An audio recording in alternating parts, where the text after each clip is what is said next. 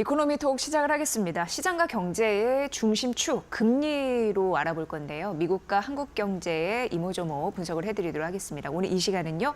윤여삼 메리츠증권 연구위원님 나와 계십니다. 위원님 어서 오세요. 네, 안녕하십니까. 네, 오늘 좀 여쭤볼 말이 상당한 것 같습니다. 네. 지금 트럼프 대통령이 당선 이후에 미국제 10년물 금리 굉장히 중요한 요소이잖아요. 네. 4.8% 찍기도 했고 현재는 살짝 내려왔지만 어쨌든 4.5% 위에서 움직이고 있습니다. 네.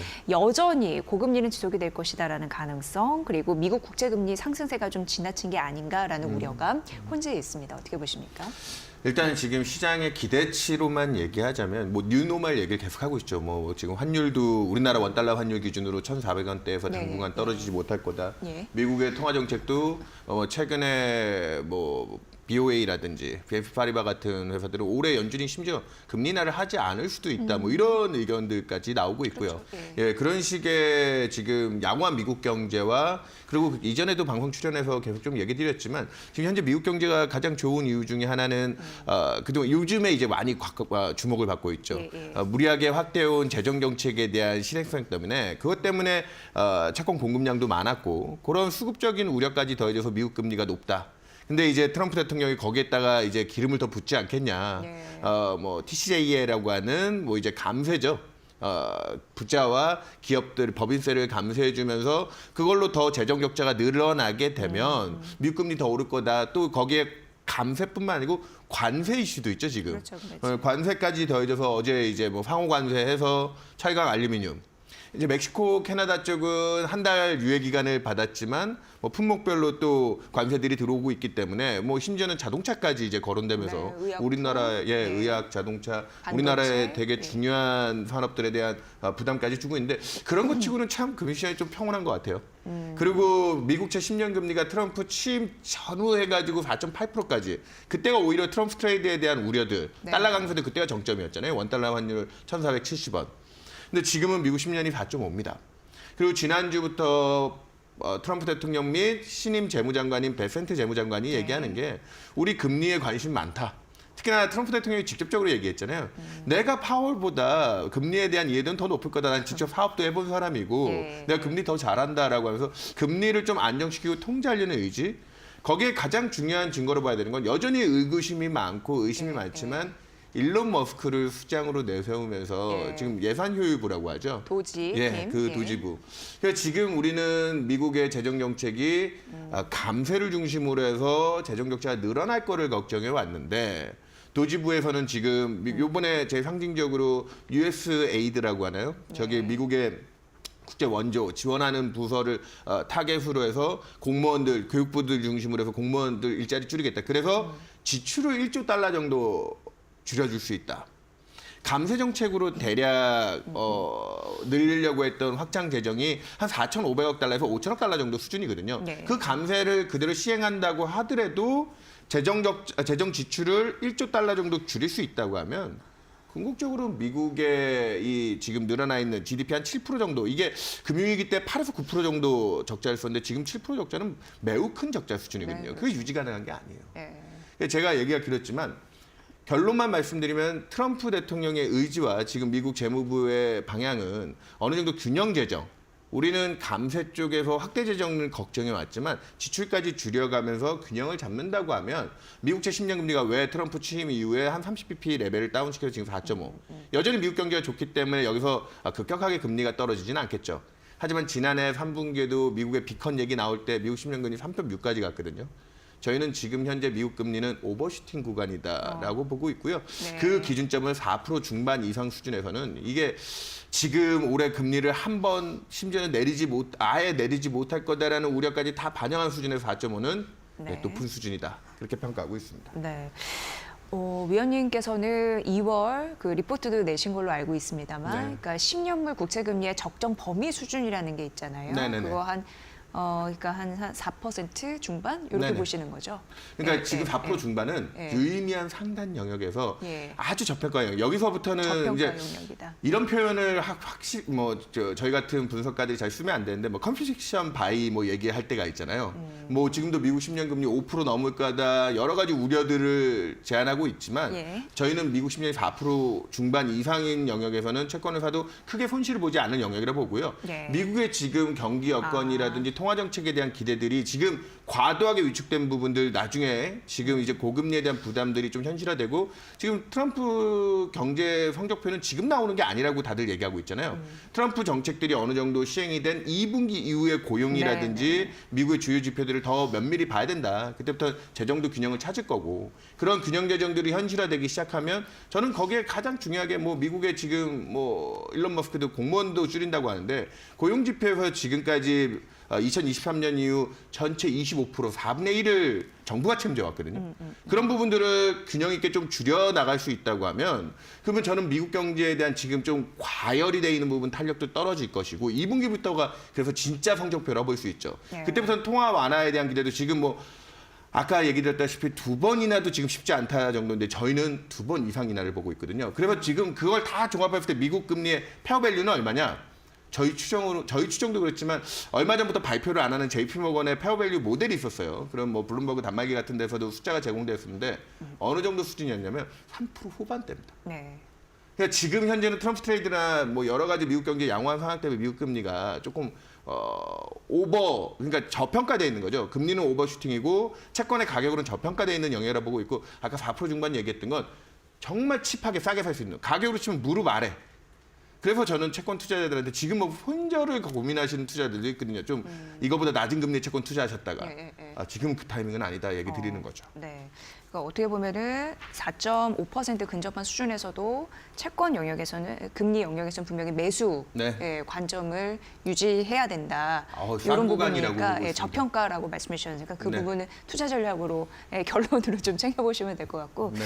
그 재정 부분 말씀해 주셔서 그런데 트럼프 대통령이 미국 국채가 상대적으로 적을 수 있다라고 좀 강조를 하고 있잖아요. 네네. 여기에 대한 의미도 우리가 살펴볼 필요성은 있습니다. 그러니까 이게 상대적으로 그러니까 미국 부채가 적다라고 얘기하는 건 우리가 관리 가능하게 이제 통제할 수 있다는 거고 절대 수준은 사실 지금 현재 총 부채 양으로만 치면 GDP 120%, 그러니까 순부채량으로도 GDP 100%를 넘어섰어요. 이건 주요 선진 권역들 중에서는 유럽에 이미 좀 재정이 취약한 국가들 몇 개 빼고 나면은 너무 높은 거죠. 굉장히 높은 수준이죠. 우리 최근에 재정 관련된 노이즈가 있었던 영국, 프랑스, 걔네들이 이제 먼저 좀 미국의 선행적인 모습을 보였다고 보고 있는데 프랑스만 해도 지금 무리한 퍼퓰리즘 좀 통제하면서 재정 적자 늘리려는 계획들을 좀 진정시키면서 프랑스 금리가 독일채 대비 막 확대되면서 그 리스크를 반영했던 거죠. 프랑스 국채에 대한 부분.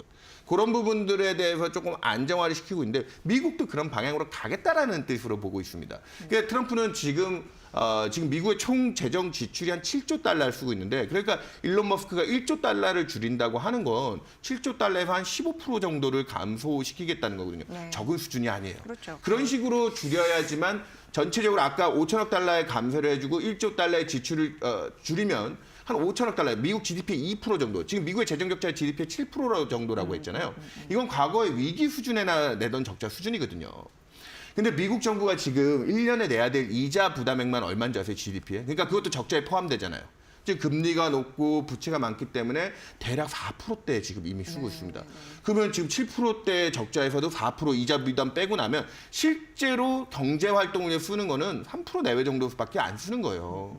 근데 거기서 5천억 달러면 GDP의 2% 정도, 그러니까 1%대로 적자를 줄이겠다. 그렇게 해야지만 부채 관리가 되는 거고 실제로 부채가 크지 않다라고 하는 거는 그런 식으로 통제를 해서 안정화를 시켜야 된다. 저는 오늘 이 얘기를 강조하는 게 트럼프 대통령이 생각보다는 이성주의자라는 겁니다. 우리는 지금 관세 부과하는 거나 이런 거 보면 되게 감정적으로 행동하는 것 같지만 미국 우선주의 측면에서 미국 경제에는 당장 이게 사실 경제학적으로 균형적이지 않은 그럼 다른 나라도 보복을 할 거고 그럼 거기 마찰적인 충격이 일어난다지만 그 마찰적인 과정 전에 미국한테 수혜가 분명히 있거든요.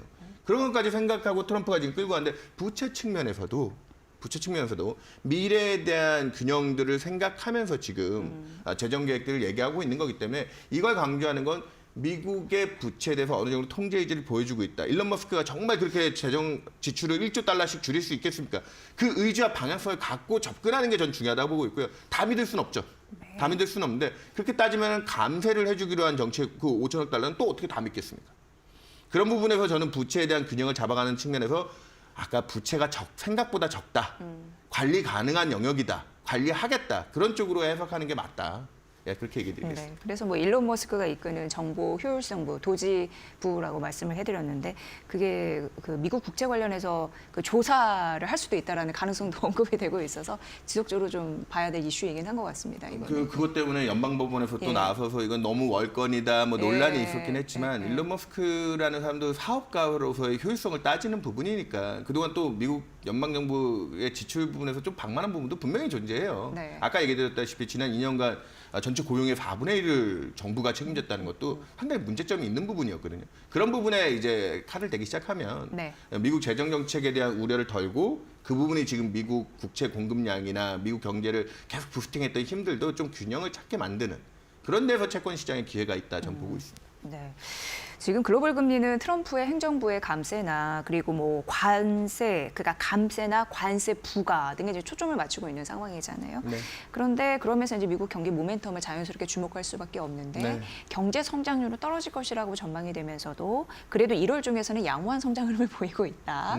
예, 이렇게 좀 혼재돼 있습니다. 어떻게 좀 요거는 간단하게 좀 말씀을 좀 미국 부탁드리겠습니다. 경제는 지금 계속 뭐 순항할 거라는 기대가 그냥 압도적이죠, 사실. 그래서 아까 2분기에 트럼프의 정책들이 효과 먹었을 때 제일 중요한 건 저는 아까 미국의 재정 적자가 이제 줄 수 있느냐. 작년에도 3분기에 왜 경제 충격이 우려됐을 때 그때가 GDP 대비 재정 적자가 5%대였거든요. 8월 달에 샵룰 쇼크 오고 나서 그게 7%대로 한 GDP 2%포인트 이상을 확 늘린 거예요. 예. 그걸 다시 줄이겠다는 거예요. 그래서 저는 재정 적자 줄이는 방향이 나타난 2분기부터는 지금까지 상향 조정되도 오던 미국 경기에 대한 탄력이 조금 꺾일 수 있다. 근데 그거를 주식시장에서 경기에 대한 모멘텀 꺾이면 나쁘게 봐야 되는 거 아니야? 아니죠. 지금 통화 정책이라든지 이런 쪽에 압박가 오는 금리에 대한 부담들을 덜어내는 시작점이 될 수 있기 때문에 인하에 대한 가능성. 그쪽으로 이제 전환점이 생기는 거기 때문에 미국 경제에 대해서 올해 저희는 뭐 그렇게 우려하는 방향은 아닙니다. 그 정도 과열을 진정시키는 게 필요하다. 예. 예, 그렇게 보고 있습니다. 네. 위원님, 근데 지금 미국과 우리나라 사정이 좀 다릅니다. 네. 그래서 미국과 우리나라의 금리 차이에 디커플링이 심화가 되고 있는 상황인데요. 이건 어떻게 우리가 받아들여야 될까요? 예, 이제 네. 이 정도로 한국과 미국의 장기 금리가 우리 1월 초까지만 해도 얼마까지 벌어졌냐? 200bp까지. 미국 10년 금리가 4.8에 갈 때 우리나라 10년은 2.8이었거든요. 네. 사상 최대치였습니다. 작년에 기준금리가 200bp 역전됐을 때도 장기 금리는 한 130bp밖에 역전이 안 됐는데 지금 왜 이렇게 됐느냐? 올해만 해도 미국은 2%대 초중반 뭐까지 2.3, 2.4까지 성장 전망이 올라왔는데 우리는 1.7, 1.6, 뭐 이제 뭐 1% 중반대로 네네네. 오히려 2%대에서 꺼지고 있고요. 물가도 미국은 그런 좋은 경기 여건 때문에 끈적거린다. 미국은 올해 금리 인하를 하느냐 마느냐를 의심하는데 우리는 연초만 해도 우리나라 기준금리 적어도 75bp, 최대 100bp까지 인하 얘기를 했었습니다. 올해 지금 한국 경제에 대한 난맥상은 최근에도 뭐 1월에 한국은행이 동결을 하긴 했지만 경기만 봤으면 금리 인하를 했어야 된다는 거거든요. 환율 때문에 못했다. 근데 지금도 환율이 불안하게 움직이긴 하지만 미국의 통화 완화 기대가 지금 선도금리에 반영되는 건 미국 10년 4.5면은 한 두 차례는 돼요. 아이비들이 올해 좋은 경기 때문에 뭐 못할 수도 있다 얘기하고 있지만 우리도 최대 100bp까지 올해 네, 2%까지 인하할 수 있다는 기대들이 최근에 1월에 멈춰주고 환율에 대한 우려를 감안하면서 우리도 지금 최근에 75도 할 수 있을까 50 그 금리 차가 줄고 있습니다. 그래서 지금 장기 금리 차이도 미국 10년은 4.5에 우리나라 10년은 지금 2.8대 또 넘어서 160, 170bp대로 좀 줄고 있어요. 그만큼 경제 여건 상황을 반영해서 금리가 순수하게 움직여졌는데 통화정책 기대도 그래서 미국은 인하를 못할 거다. 우리는 더 강하게 하지 않을까 했던 부분들이 조금 최근엔 균형을 잡고 있어서 저는 그래서 지금 채권 투자 전략 입장에서는 미국은 아까도 무릎이란 얘기를 했잖아요. 가격 측면에서. 미국은 금리 인하에 대한 기대라든지 이런 부분들이 후퇴한 것 때문에 고금리가 4%대 중반의 고금리가 유지되지만 우리나라는 오히려 나쁜 경기 여건 때문에 지금도 기준금리 3%인데 국고 3년 금리가 2.5까지 뚫는 너무 앞서간 부분이 있었거든요. 제가 한국 채권도 투자 권유를 많이 하는 입장이었지만 한국 채권은 가격 입장으로 보면 고평가, 그렇죠. 어깨다. 네. 그래서 제가 2월 월간 보고서 큰 제목이 차이네요. 무릎과 어깨면. 미국은 그러니까 그 디커플링 차이가 미국은 가격적인 그렇게 칩하다라는 무릎. 우리는 미국은 무릎? 네, 미국은 어깨. 한국은 어깨. 그래서 한국 채권을 지금 사시는 분들한테는 트레이딩 관점에서 메리트가 별로 없고요. 그냥 예금 대체해가지고 뭐 지금 기준금리 3%고 올해 그래도 2.5까지는 최소한 갈 거야. 그걸 믿는 분들은 예금 측면에서 3%대 뭐 회사채라든지 네. 크레딧 채권들을 사시는 정도의 이자 수익을 챙기는 정도가 적절한 투자 전략이 아닐까. 그러니까 한국 채권은 지금 좀 공격적으로 쫓아가면서 사야 될 타이밍은 아니다. 오히려 미국이 네네. 불안하지만 네. 우리 투자 기회는 늘 어려울 때 생기는 거잖아요. 의심이 많을 때 생기는 거고. 그런 측면에서 반대 입장으로 바라보고 있습니다. 네. 그러니까 2월 투자 전략은 미국은 저평가된 채권이냐, 네. 아니면 이제 고평가된 주식이냐 네. 이런 부분이고, 우리나라는 저평가된 주식이냐, 아니면 고평가된 채권이냐, 요구의 싸움이 되지 않을까? 연초에 그대로 네. 반영되고 네. 있잖아요. 네. 작년에 그렇게 실망스러웠던 국장이 지금 미국보다는 국내 시장의 코스닥 중심으로 강세를 나타내고 있고 네. 채권 시장도 연초 대비 미국은 그래도 트럼프 당 취임 이후에 조금은 금리가 진정되는데 우리는 역으로 지금 금리가 슬금슬금 오르고 있거든요. 네. 그런 부분들 감안했을 때 한미 간의 투자 전략이 올해 1분기에는 작년 하반기에 반대 흐름들이 조금 진행될 수 있다. 그런 부분들 염두에 두고 투자하시면 될 것 같습니다. 네. 자, 오늘 금리로 알아보는 미국과 한국 경제의 분석 쭉 해드렸습니다. 굉장히 중요한 요소이니까 잘 참고를 해보시고요. 이코노미토 윤여삼 메리츠증권 연구위원님의 분석으로 여러분 함께 하셨습니다. 잘 들었습니다. 고맙습니다. 네, 감사합니다.